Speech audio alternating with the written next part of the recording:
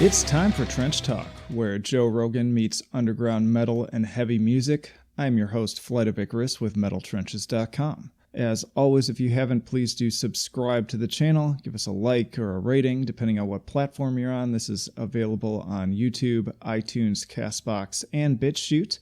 Also, follow us on social media. Sign up for our mailing list. And if you're a repeat listener, head down to the description and sign up for our Patreon or Subscribestar.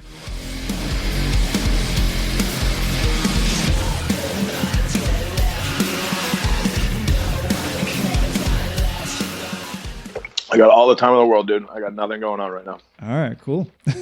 Another rare I've thing. been in sweatpants for 3 days. So hell yeah, man. That's the way to go.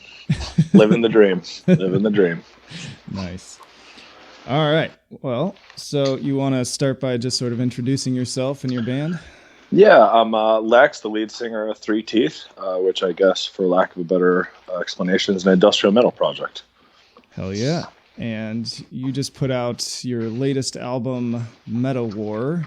What was that, like 2 months back now? Maybe a little bit longer? It feels like 10 years ago because I've been on tour the entire time, but it came out July 5th. Yeah, you've been busy. How's the tour been working out? We just wrapped it up last weekend, which, after 8 weeks or something, I was ready to come home.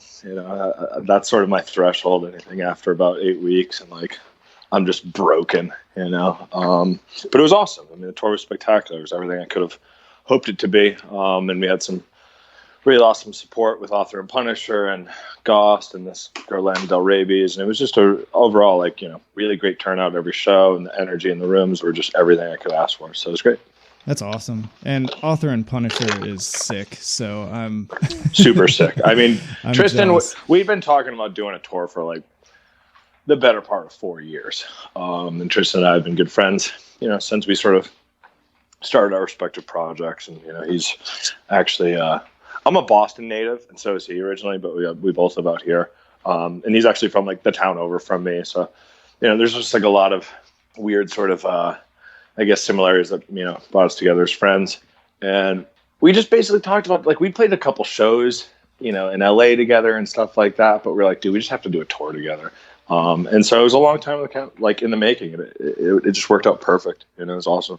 Yeah, I've been I think I did a written interview with him back before I had the podcast and stuff. So I think maybe 2015-ish. And I've been trying to reach out to him more recently because I'd love to have him on here. But he's great. He's brilliant. Yeah. He's humble. He's just everything you want out of an awesome artist. The dude is just I think he's probably the most innovative person in music right now, without a doubt. Yeah, completely unique take on it. It's funny too because it makes so much sense what he's doing, but nobody thought of it until just I now. also think it requires you to be a really adept mechanical engineer, which I don't think a lot of musicians are. You know, that guy's skill set is super next level. So when he's in CAD designing his own pieces of what he's gonna laser cut and weld, and then just everything about that guy's just crazy. Yeah. There's really no one like him. Yeah, he really found his niche. Definitely. So, that makes me think too about one of a few things I wanted to talk to you about. One of them is that I feel like industrial and industrial metal were pretty big genres in the late 90s and early 2000s, but since then it's kind of tapered off, or at least just sort of gone back underground. And I'm curious as to your thoughts on, is that accurate? And if so, why did that happen? I mean, it's definitely accurate. There's no question about that. And I'm not really sure. I think that, music trends come and go. And I'm not anthropolog, I'm not going to approach it from an anthropological standpoint. I don't really know. We can sort of throw out our assumptions and stuff like that. But, those there was Rob Zombie still exists. Is that industrial metal? I don't know. I don't even know what industrial metal really is. Fear Factory is industrial metal to me.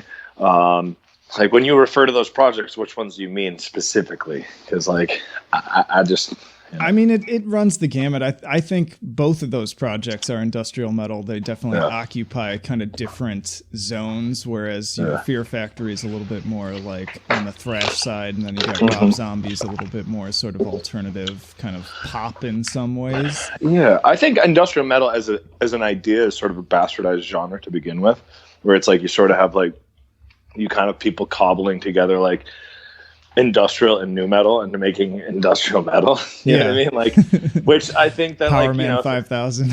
Yeah, totally. And it's like, you know, that's something that I always liked, you know, and maybe that's a guilty pleasure, but like to me, it was just, it had that sort of like, you know, energy of that sort of like new metal jump, but also had like more industrial clank and sort of, you know, a lot of stuff to it that, you know, made new metal less of a dirty word to me. Like, new metal, for all intents and purposes, became a dirty word at some point. You know what I mean? It was like, ooh, new metal, you know? So, like, to me, the aspect of it that was industrial metal sort of lived on and was allowed to live on to me without being like, oh, it's like Limp Bizkit was never industrial metal, but they were definitely new metal.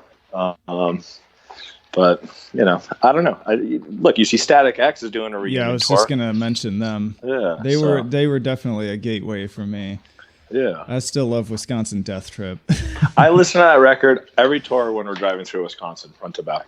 It's such an excellent, it's a good album. It's an amazing album, and it's actually super groundbreaking stuff. Like there's like a lot of modular synth stuff, and there's actually a lot of really unique like arrangement. Like it's like he was using like almost like EDM arrangements on like industrial metal songs, which it's pretty crazy. Like it's like for that time period, you know, he was Wayne Static was a brilliant dude, R.I.P. You know? Yeah.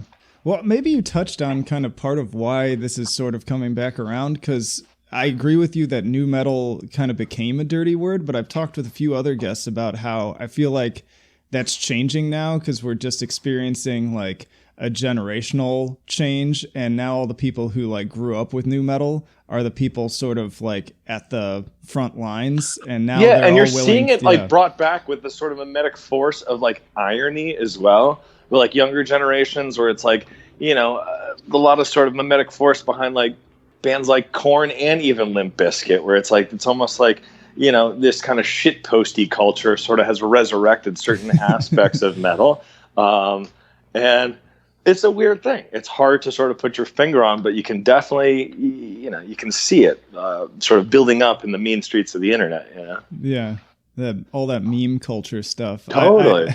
I made a comment in I did an episode of, I do this little video series on the YouTube channel called Bands That Changed My Life, and I did one kind of mixing together Korn, Slipknot, and System of a Down, but I also threw in a note about Mudvayne because it just cracks me up that I have such a specific meaning centered around listening to LD50 as a teenager. Man, that record is so good, though. It is. Yeah. It really and then is. The meme culture exploded around that again, too. Yeah, and so there's like a whole generation of kids now who only know Mudvayne because of that brief video clip of the bump bump ding. Like that's all they know. Totally. And I'll never forget the first time I saw that. And the first time I saw those guys live, for that matter. Holy shit, man. Those dudes were absolute maniacs on stage. And it was a killer show, and I loved their sound. And like, you know, even a band like Korn had a huge impact on me growing up. Like I remember sitting around my radio and like calling in the local radio station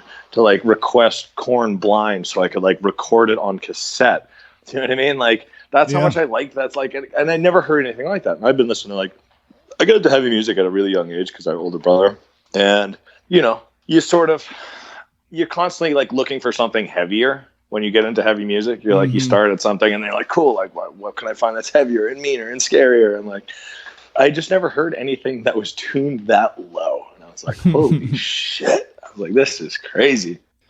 And like, I've always had a soft spot in my heart for bands that manage to kind of do it on a bigger scale. You know what I mean? Like a band like Korn, I have a huge appreciation for. I have a huge appreciation for Slipknot too. And I never even really liked Slipknot until I saw them live at like an Ozfest in like 98, or I don't even know which one that was. The one that it was like Manson Antichrist Superstar year. It was like an Ozfest. And Slipknot played before him, and I remember just being like, holy shit, like it was like 12 guys on stage. It was like a circus. It was like one guy just had a bat in his hands smashing a can. And it's like, this is the most entertaining thing I'd ever seen. So I've always sort of had like, you know, a soft spot in my place for the pageantry and the theatrics of metal, from like, you know, being introduced to Kiss at a very young age from my father. Do you know what I mean? Like that stuff. And like being a comic book like kid growing up. So like I'd always like loved the merging of all those worlds, you know. So I think that industrial metal is a space where the theatrics are allowed to cross over into industrial, because I think when you think industrial, you don't think much theatrics. It's sort of like more of a stripped down sort of purist, you know, like the real roots of industrial is not necessarily doesn't have a tremendous amount of pageantry to me. And I think that as it sort of crossed over into more things like, you know, a Rob Zombie, for example. You know, he's a guy that, you know, he went to Parsons School of Design. You know, like Rob Zombie's a brilliant artist. You know, a lot of people say, "Oh, Rob Zombie this, Rob Zombie that." The guy's brilliant. You know, it's one of the best design schools in the country. He's no dummy. Yeah, he's definitely no dummy. He's built a brand like that's.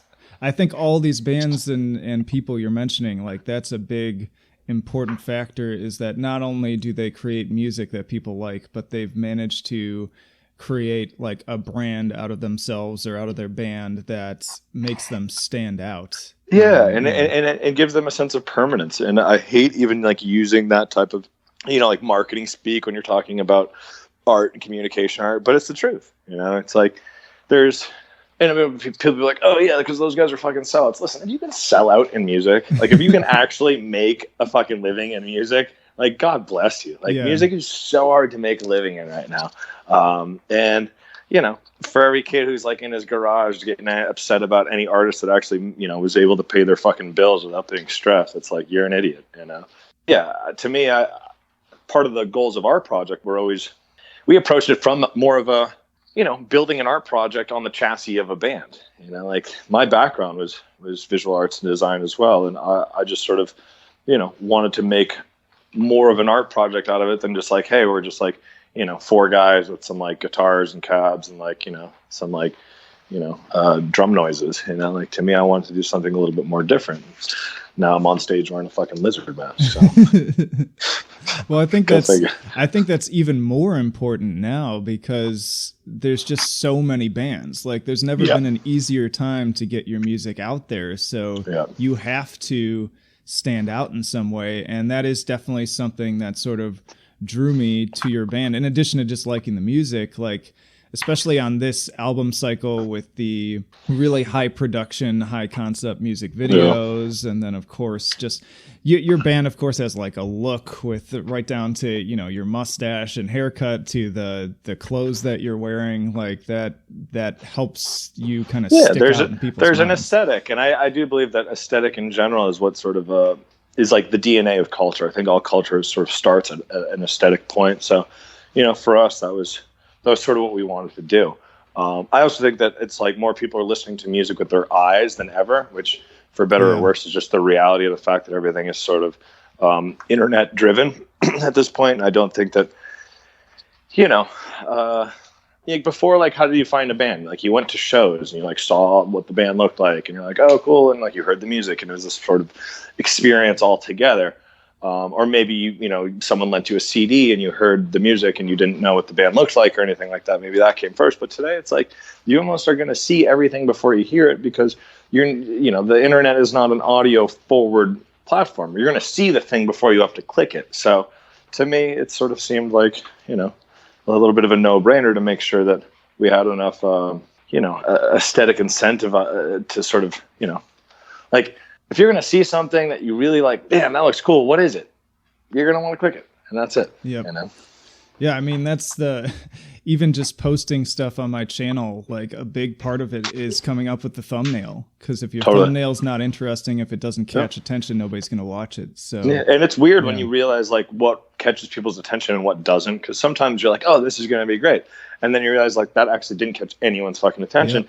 And then you post that thing and then you realize you're like, holy shit, like why did that catch so much attention? And then you sort of analyze it and you start to kind of get your finger on like the pulse of what today's sort of incentives are constantly shifting in this weird, really weird way.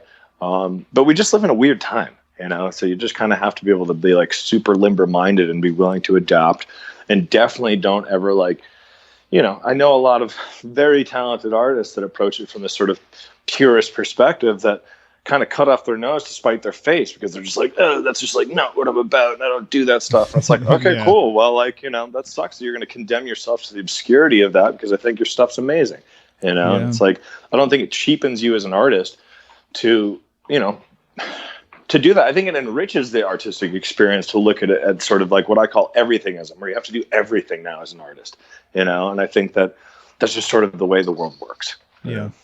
Yeah. And I hear that all the time, that kind of just, and it's especially in metal, by the way, in especially in metal. Oh yeah.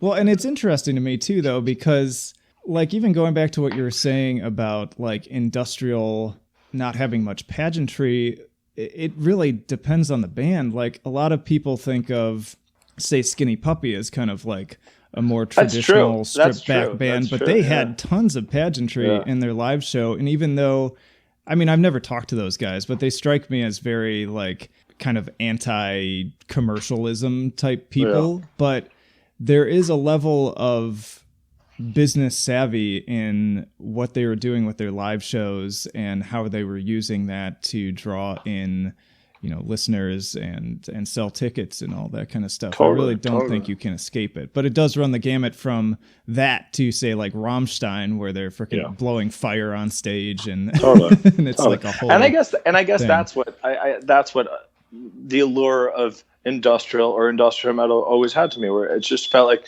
it was more experimental, where it's like, two bands in the genre could have nothing to do with each other in terms of the way they sound, in terms of the way they dress. Metal, to me, has more gatekeepers. Do you know what I mean? There's like, like metal, it has a look, you need your blast beats, you need your Cookie Monster vocals. Like, there's a lot of things that like you can't get away with in just straight up metal, because people will be like, that's not fucking true metal, bro. But like, no one seems to say shit about industrial, because no one really knows what industrial is. I'm sure, trust me, there's some, trad rivet heads and goths who will go, no, this is what industrial is, and that's industrial. But like, I don't really care about that, because those numbers are so small. But realistically, it seems like it's a more experimental place to be able to get away with trying weirder shit. And I think that's what had, I guess, an allure to me when saying, hey, let's embrace this industrial thing and do whatever the fuck we want with it. Like, we covered a Foster the People cover on this record. That's right. Just to basically be like, hey, cool, like, I'm going to do exactly what I fucking want, and this is going to sort of drive that home and say, like, that's a fucking indie rock song that, like, blazed through the charts, like, at number one, and, like, we sort of gave it a genetically modified sort of re-rub that, like, somehow worked. Like, that was a crazy idea. Whatever. Yeah. Yeah, well, and the lyrics of that song kind of worked pretty well with just the overall themes of, I think, what you guys do. So it was an interesting choice. We tried it, like, and I didn't expect it to work, and I was like, cool, we can just like throw it out if it doesn't work. But it kept working, so we kept being like, well, let's just keep going with it. And I actually hate the idea of doing a cover, but it's sort of it served its purpose, because like I was just looking at our Spotify, and it's like the most listened to song on our Spotify. So, whatever. Ride that relevancy wave. That's what I do. I mean, to a certain extent, like, I mean, listen, this is our first record where we on a major label. So for us, like, we had to play a certain amount of ball. It doesn't mean I'm not going to do it how I want to do it, but like, they said, hey, you guys should really do a cover. And to me, it was like, well, let's be smart about it. Let's do something that, I don't have any intention of like covering a song that I like. I'm like, I already like that song. Why would I want to cover it? Like, it already exists. It's a great song. So I wanted to try something that, to me, like, was a huge challenge, in a song I didn't particularly like, but I thought that lyrically could be really relevant to our concept. And it just sort of, the bottle ended up landing on Foster the People's Pumped Up Kicks.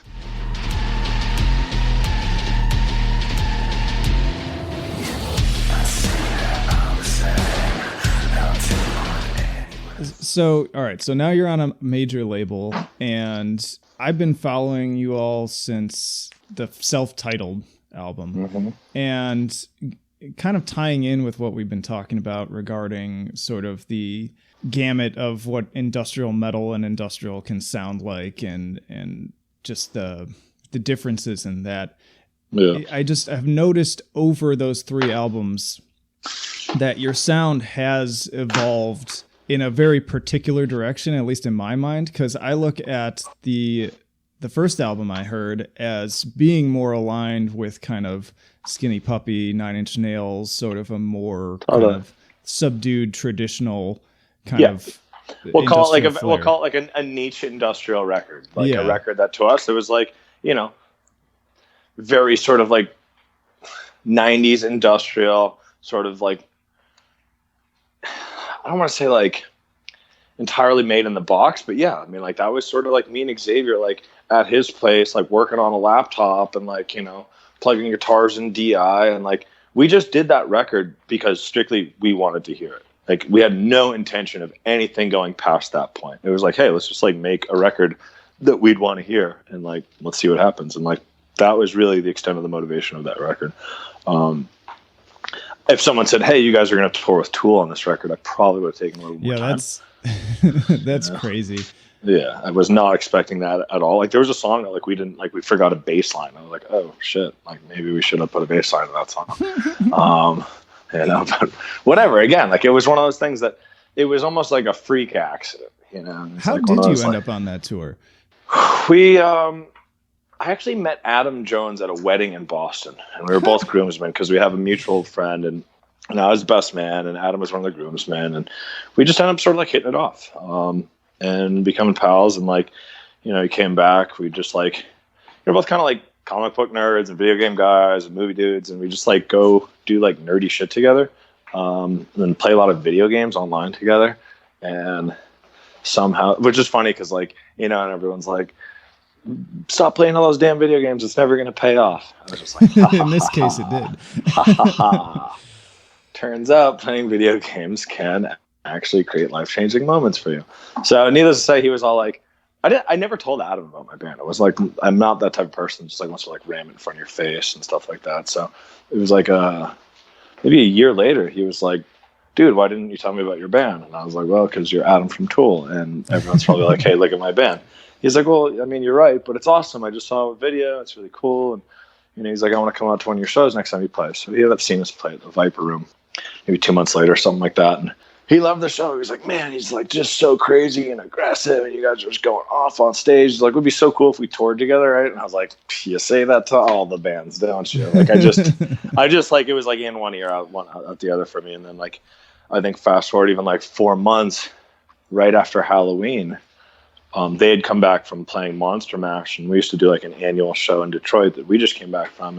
And he was like, hey, let's go to the movies. And we went to go see The Martian with Matt Damon. And we were like in the popcorn line, and he asked me if I wanted to go on tour with them. And I was like, what? Like, this is crazy. He's like, yeah, it'll be you guys will be the first of 3. It'll be you, Primus, and then us. And, you know, he's like, it's all moving pretty fast. Like, you know, we're going to leave for tour in 2 months. I was like, wow. I like didn't even know how to respond. He gave me a huge hug, said thank you so much. And then like had to sit through like 2 hours of Matt Damon going shit potatoes at bars. So it's like I could not focus on it. It's like, I don't give a fuck about this anymore. Yeah, at all. I like wanted to like get on the phone and just start screaming at my bandmates. You know what I mean? I was just like freaking out inside. And then like, you know, it was one of those things that, you know, it's going to be one of those make or break moments. Cause I mean, like we were playing like club shows, and, you know, it was our first fucking record. And, you know, the idea that now we're going to go out and play sold out arenas with Tool is like, cool. This is either going to destroy us or it's going to fucking give us dragon skills. Like I didn't know how it was going to affect us. So, you know, we just, like, I didn't even know how to prepare. I'm like, I wonder what it sounds like in an arena. Like I just didn't know anything about that. Like I didn't have a manager. I didn't have a tour manager. Like everything just got so real so fast with that. So basically did everything we could and rehearsed for 2 months and just tried to make sure that, you know, we didn't suck. And, you know, just kind of did the cup check and said, all right, cool. Let's go out there and fucking play with Tool now. And like, I'll never forget the first 2 shows were at the sold out Bill Graham Civic Center in San Francisco. And Primus wasn't on those 2 dates. So we had to do direct support. And it was like 10 minutes before I went on stage, and Adam's like, hey man, like whatever happens up there happens up there. I was like, was like, what does that mean? He's like, well, our fans can be pretty tough. They booed Mike Patton when he opened up for us, so don't even worry about it. I was like, what cool, the thanks fuck? for. I was like, thanks for telling Mike Patton. Jesus Christ. I was like, thanks. Well, I mean, apparently Mike Patton was doing some pretty crazy things on stage during the Tomahawk years, but either way, I was like super psyched out. I know, totally. I heard some really good Patton stories while I was on that tour. Actually, I heard some really good Patton stories last weekend in San Francisco too. I feel like everywhere I go, I hear a weird Mike Patton story. But anyways, I got up on stage and I was like super nervous, and like I think I did like the first song with my eyes entirely closed, and when they applauded, I was just like, open my eyes, like, holy shit, I love this. Like, this is all I ever want to do now. Like, immediately after, like, my nerves just completely broke away. And I was like, once you get an applause from a 20,000 person sold out arena, like, it just sounds like static. And you're like, oh my God, I love that. I want to hear more of that. And you're just like, to me, it's just fast forward 30 dates into that tour. And you sort of, you get bit by that arena bug. It's like what you want to do. I mean, also you're eating like Tool's catering every night, which is like surf and turf, and you're like, oh my God, it's like someone got married backstage every night. So you kind of like get a little addicted to that, and you just sort of take every little piece of that experience and like savor it in a way that I kind of like made it akin to, like, I've told this story before, where it's kind of like getting a helicopter ride to the top of a mountain, where like, you didn't climb the mountain, but at least you're up there and now you have perspective.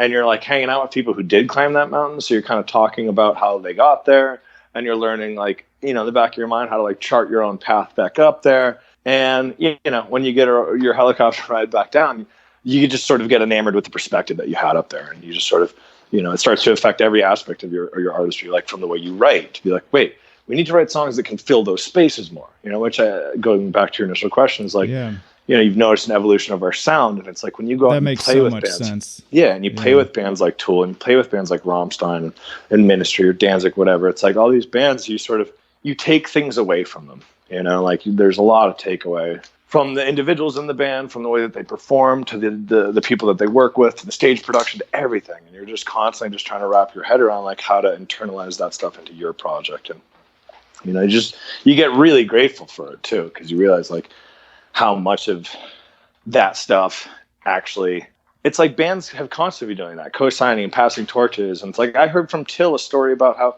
they toured with Kiss down in, South America. And I'm like, I had no idea that happened, and I also heard about how it was such a disaster and how the fans hated them. But like the fact that they learned all this stuff from Kiss, and you just go, this is crazy to me. It's like that stuff just happens. It has to happen, because it's like there's weird little sort of sacred pieces of wisdom that only get passed down from those sort of personal situations, which is, I feel very honored to be part of any of that.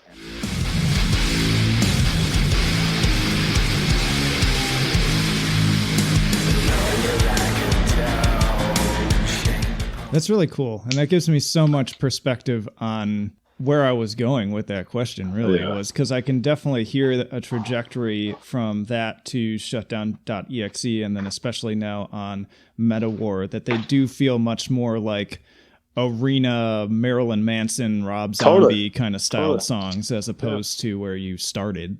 Yeah, I mean, it started as like headphone music. Do you know what I mean? Because it's like what we were using it for. Like, yeah, cool, like listening on headphones. And then we're like we had no intention of performing this thing live when we wrote that first record.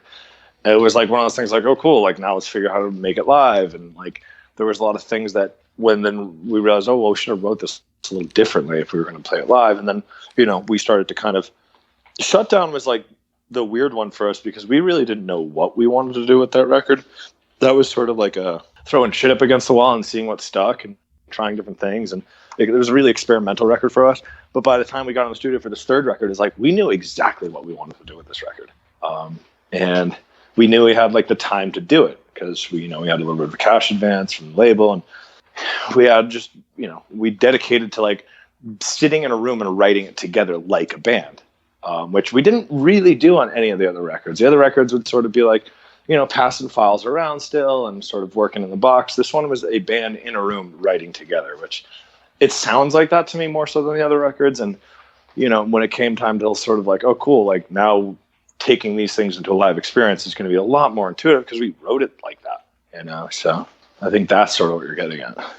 Well, and then speaking of the new album and that writing process, it struck me as the songs on Metawar kind of fall into two major categories. You've got like your big, aggressive, kind of hard-hitting tracks, and then you also have a lot more kind of like quieter. I almost liken it to like Depeche Mode kind of like moments, especially in the second half. And I was curious, like where that's coming from and why you decided to throw some of that in there.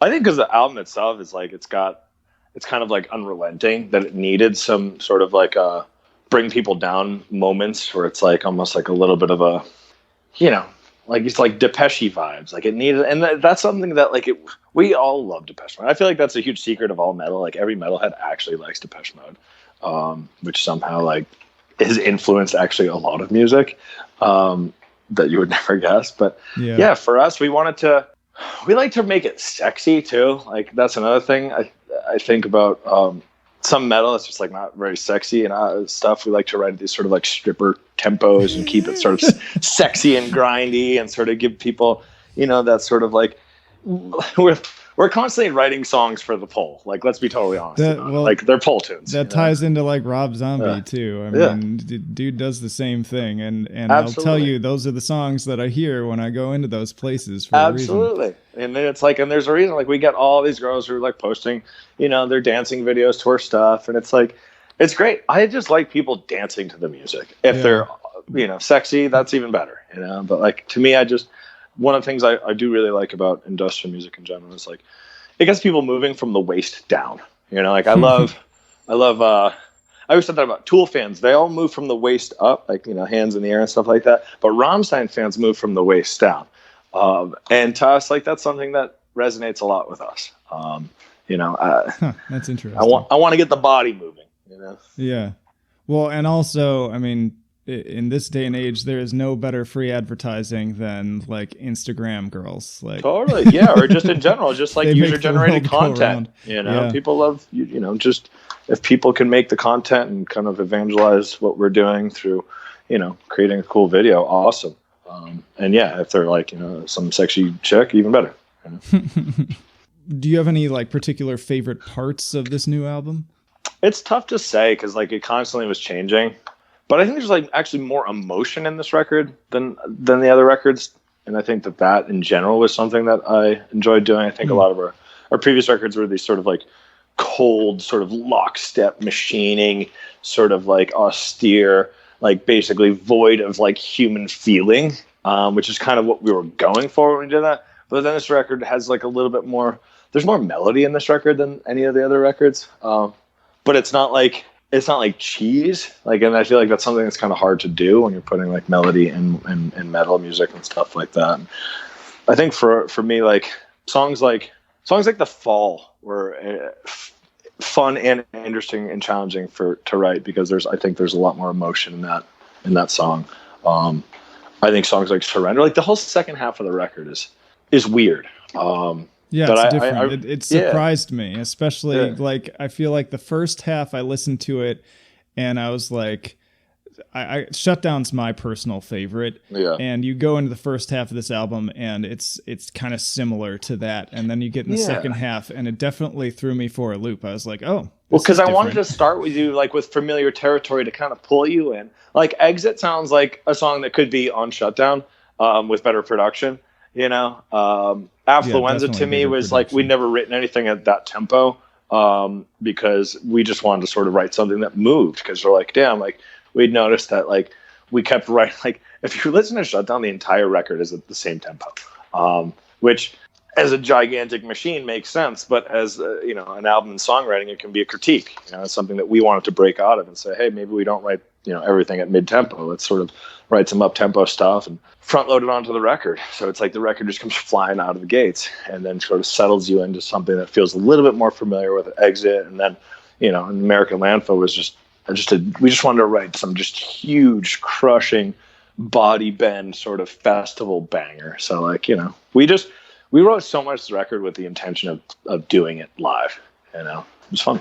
Thinking forward, do you feel like that's kind of more you want to do, or are there other like ideas that you haven't tried yet that you're interested in touring around with? And it's tough to say because we just like, finished this tour, and I yeah. haven't been thinking so much about what I want to do with the next record. But I do know that I don't want it to be something that you expect. You know what I mean? I feel like when people are like, oh, I wasn't really expecting the record to be like this, I'm like, well, good. Like, because if I'm doing something that you expect, it's like not really doing my job. So, to me, I want to get back into the next record until like some more heavy electronics, because this record's really guitar driven.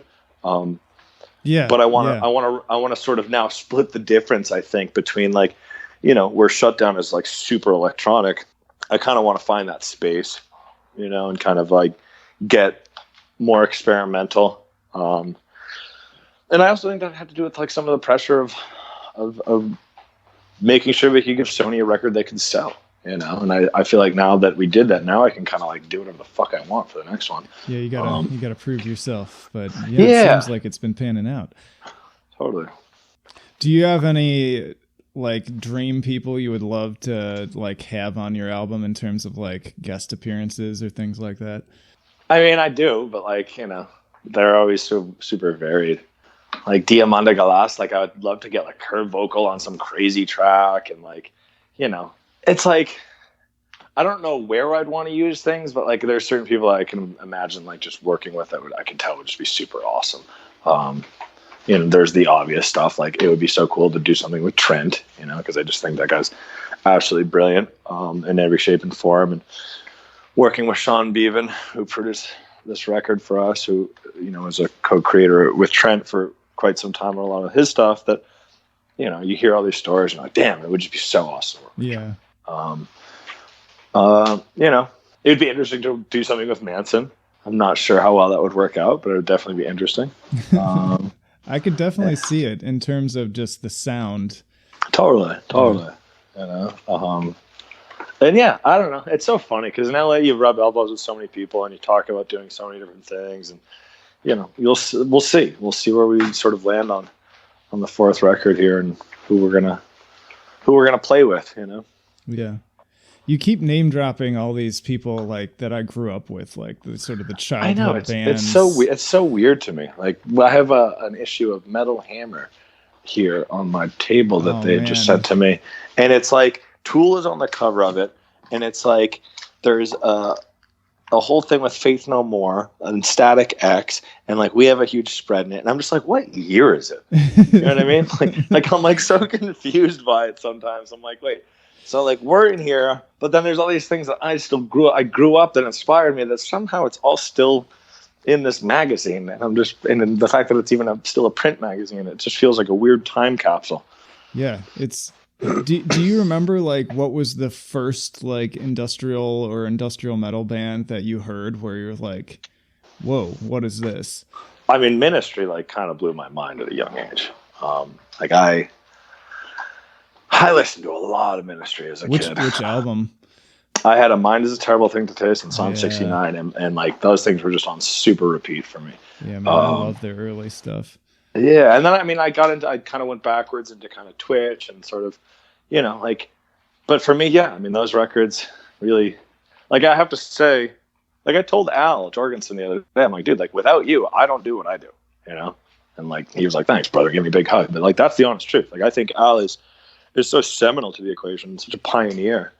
That how wild is it that you can literally right now just tell me that you can turn to Al and say that to him and he hugs you? Like I know. It was so fun going on tour with those guys, man, and they're just the nicest people in the world. And Al is just like he's just Uncle Al, and like every truest form of the word, he's just your uncle, and he's got all this crazy sage wisdom in him, and he's got like just enough nihilism to make it interesting. You know what I mean? It's like he's just crazy, man. He's awesome. And yeah, it's super crazy. There's so many like parts of my life that I'm just constantly pinching myself because you're just like, how the fuck is this my life? It's just so weird. Like if someone told like 15-year-old Lex like this is going to be happening, like I would have been like, you're fucking crazy. Yeah. I mean, even just getting a chance to chat with some of these people has been wild for me. So I can't even imagine like being up there on stage supporting them and then getting off and having surf and turf with, I mean, Adam Jones was one of my favorite guitar players growing up. I just loved how he takes something kind of simple but with the effects and just how he created a style. You know what I mean? Oh, like, yeah. There's you an immediately entire pick style. him out of a lineup. Yeah. Yeah, and there's like people like, you know, that like you're like, oh cool, like they're doing an Adam Jones riff, like, you know what I mean? Like, he has such a specific style that like if you hear someone else do it, you're like, yep, they're doing a Jones, you know. And then the fact that he's been like doing all the stuff with music videos, and he worked on freaking Jurassic Park. I'm like, yeah, dude, he worked on Terminator 2, Jurassic Park, like Ghostbusters. Jones is like he had such a killer career, like right before they got signed too. Like he would have been fine if he didn't do Tool, you know. But yeah, I mean he's just an all around brilliant guy, and you know, just a really really amazing friend to have, and a mentor, and a person that, you know, I'm really fortunate to have him in my life, and I see him like all the time, you know. So it's super cool. Yeah. I always remember my kind of what I consider to be sort of my groundbreaking moment where I really like got super into industrial. Like I had been listening to Nine Inch Nails for a while because obviously they were on the radio and we played Closer all the time and everything. And so I was a big fan of that. But then I remember like digging deep and reading interviews and stuff with Trent and him mentioning being very influenced by Skinny Puppy. And I was like, who the fuck is Skinny Puppy? And I found Too Dark Park, and it was just hearing that opening track, which I believe is a Spasmolytic, and just having my brain ripped apart. It's just like, yeah, I mean, I've never heard anything that's funny. like this before. I got into Skinny Puppy much later too. And it was one of those things that like, it really took me a second to like understand what these people, like what they were doing. Like, cause there was almost like no two songs sounded anything alike. And I was just like, it took like a proper audit of me to like, when I was younger, to be like, cool, like, do I like Skinny Puppy? And I'm like, wait, I do like Skinny Puppy. I just had no idea how much I like Skinny Puppy. It was really weird. It was, it's one of those things that didn't hit me over the head immediately. Like, I like it, you know. It was, it took a little reaching for me. You know? Yeah, it's definitely an acquired taste, especially some of the more experimental albums. And I misspoke. Yeah. The track was Convulsion, just so that I don't make the elitist industrial fans mad at me. Yeah. It's not the right song, man. But it's funny. So Xavier, you know, who like me and him started the band together, like, you know, I was always like the big Ministry guy, and he was always the big Skinny Puppy guy. And like that's sort of where our tastes kind of collided, you know. So like without those two bands, like there's no 3TEETH without a doubt. Yeah. Well, and then they kind of crossed over with Rabies and did some collaboration, which was very cool. But definitely. Yeah.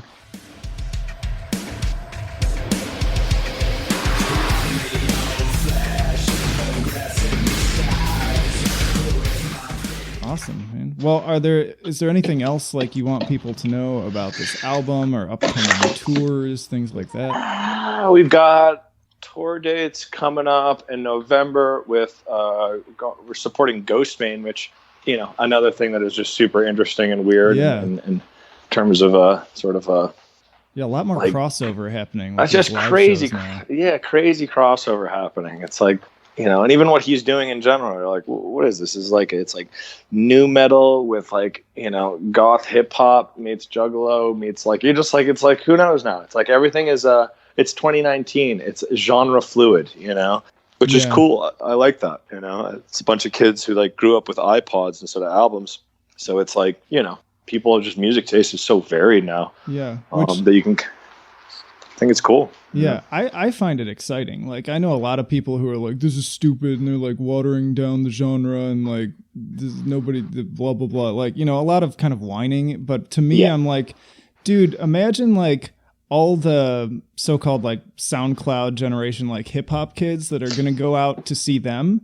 And maybe this is the first time they're getting exposed now to some really heavy music. And this could be their gateway moment where like now they become like a metalhead. Like, isn't that a good thing? That's a great thing. And to me, that's what excites me about touring with someone like Ghostman. Why I want to do it in the first place, because it's like, you know, we're going to get to play in front of audiences that like, it's just going to be like such a mishmash of people, and I think that he's done a good job of sort of opening people's eyes and sort of carrying people into like different genres and sort of helping people explore their taste. And I think that's healthy. I think that's good, get people out of their lanes, Yeah, the more the better, I say with that. Definitely. Well, and bands like Horror, for example, who we toured with and wrote songs with, and those guys are just like, they're not following any rules, they're like a drummer and two front necks ripping through it, and it's like, and they still have like, to me, like what is like one of the most insane live shows I've ever seen. It's like insane amounts of energy, but like, our purists like, where's the guitars? It's like, who cares? It's like, do whatever the hell you want, Well, and that goes back to kind of what you were saying about how if you're not defying people's expectations with your music, then you're kind of like, you feel like you're not doing your job. And definitely, I feel like, especially when it comes to any kind of metal music, metal's always supposed to be about sort of like breaking boundaries and pushing boundaries and creating some sort of transgressive experience. I feel like that's the point of it. But the minute it turns into sort of like this everyday sort of homogenized experience of like, well, metal is now photocopies of photocopies of photocopies, and it's like, I feel like it's really bad for metal, and there's a reason why metal is dying, and there's a reason why things like hip hop and dance music and electronic music are sort of exploding, because of the fact that there's less limitations there. And I think that metal is going to really need to kind of grow up and check itself in the next 5 years, because, there's going to be no more Slayer to put on the cover of a magazine. This is going to be the last Tool record. Like, it's like, what's going to come next, and what's going to be allowed to sort of be considered metal that's going to sort of carry a torch that, doesn't feel like something just walked out in the 90s. And of course, I'm talking from the perspective of a band that people consider, a 90s industrial band, but who the fuck knows what we're going to, do next record. Yeah. The only thing constant is change. That's one of my favorite quotes. And I think that's what makes it interesting. And you keep touching on something too that I interviewed Finn McKenty of the Punk Rock MBA, if you've ever seen that YouTube channel. Mm-hmm. And something he talks about on his channel a lot is kind of what you're describing, how like things are just, the example he gives a lot is like the people who used to form like sort of the poppy metalcore bands like Bring Me the Horizon and stuff like that, they're all like becoming those like SoundCloud rapper people now, because like it's filling that same niche, just like for a different generation, but they still have those influences, and he kind of celebrates that. Like I think you have to, and like if you listen to like, I don't really like Bring Me the Horizon, but I certainly appreciate what they do. And I appreciate the fact that they're making like weird electronic pop metal stuff now, and it's like carrying over into really young audiences that are helping people like say like I'd rather people listen to that than like whatever terrible pop project that is gonna rot their brain, like, so I don't know. And again, if they're running in circles with people from a lot of different influences, that just creates a breeding ground for one, like kind of more people to kind of come into the metal fold, so to speak, and be able to promote it and allow it to survive. But then also these sounds start to kind of inbreed, and you end up with like new genres, which is like the best. Yeah, totally. And it creates a lot of new growth, and that's what metal really needs. And like I remember people getting all upset about like baby metal when they first like popped on the scene. And I remember thinking to myself, I'm like, this is awesome. Why are people upset about this? Like, it just seems so weird to me. It's like, it's the purest gatekeepers that get upset about that shit. But I'm like, listen, if I had like a 13-year-old daughter, I'd be like so stoked for her to be listening to baby metal. You know what I mean? Like, that's awesome. It's like, it's incredibly creative stuff, And I think that as long as you're doing something that's creative and different and weird, then like, you have my respect. Yeah. All right. Well, the one last thing I always like to ask everyone who comes on here is, I want you to name a kind of underground metal group that you feel like deserves a lot more attention than they're getting right now. Does it have to be metal? It could be just like heavy in some way. Doesn't have to be metal. There's this really cool industrial act out of like Sheffield in the UK called Randolph and Mortimer, and I think they make really cool music. They actually remixed one of our songs off the first record, and I just like love what those guys do, and it's very much so. It has like a little bit of Ministry vibes to it, but with like sort of modern production, it's definitely got this like sort of heavy, stompy industrial thing to it. They're really great guys. So I mean, that's a project I've been sort of keeping tabs on for the past, I don't know, 4 years or something like that. We played with them in London. They opened up for us and sort of became super good homies with those guys. So give those guys that shout out for sure. Randolph and Mortimer. Cool. I'll have to check. Which I believe is a reference to Trading Places. Oh, nice. Yeah. I didn't even think about and that. Yeah, it's a corporate greed play right there for sure. Oh, nice. Very smart. Oh, cool, man. It was a pleasure talking with you. And whatever, let's do it again sometime. Yeah, absolutely. Welcome back anytime. And thank you for giving me so much time. Absolutely, man. Like I said, I had nothing going on today. Yeah. Oh yeah. Well, I'm glad you spent your hour with me then. And, Definitely. Yeah, stay in touch, and if you ever find yourself in Portland, definitely, I'll we need to get up there. We need to get up there more. I don't know why it seems like we keep dodging the Pacific Northwest on these tours. Maybe it's because it's so fucking far away from everything.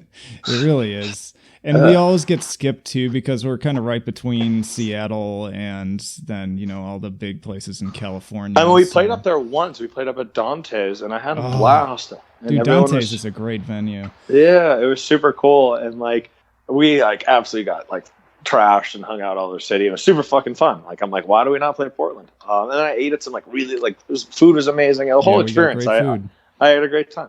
So I keep like, everyone's like, why do you hate the Pacific Northwest? And I love it. The fact that people say that like, oh, if we're not touring a place, we somehow don't like it there. Like, we don't book our tours. We have agents book the tours, and they route the tours. Sometimes it just doesn't make sense with the routing. So it's certainly no personal, issues with certain cities. Yeah, I get it. Yeah, for sure. So hopefully on the next one, I know we've got a bunch of dates coming up, so I probably just can't say it over this because I don't know when it's going to come out, but definitely stay tuned at 3teeth.org. You can always check out our tour dates. Cool. Will do. Man. And I'll give you my info. But thanks Excellent. again. Excellent. All right, dude. We'll take care and have a good one. Yep, you too. Bye-bye. Bye.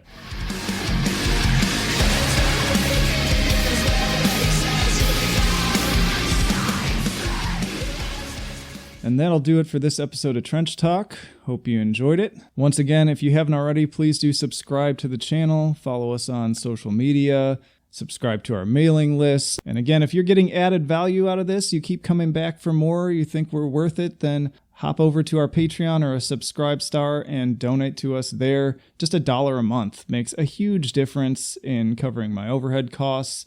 I mean, if everybody who listened donated just $1, like, not only would I be able to cover that overhead, but I'd also be able to try to expand and get better equipment, and it just frees me up to do more stuff. So links down in the description for all that. Links down there also where you can find Metawar and all 3TEETH stuff. But yeah, thank you just first and foremost for listening and continuing to be a fan. But that's it. Flight of Icarus signing off. I will see you in the trenches.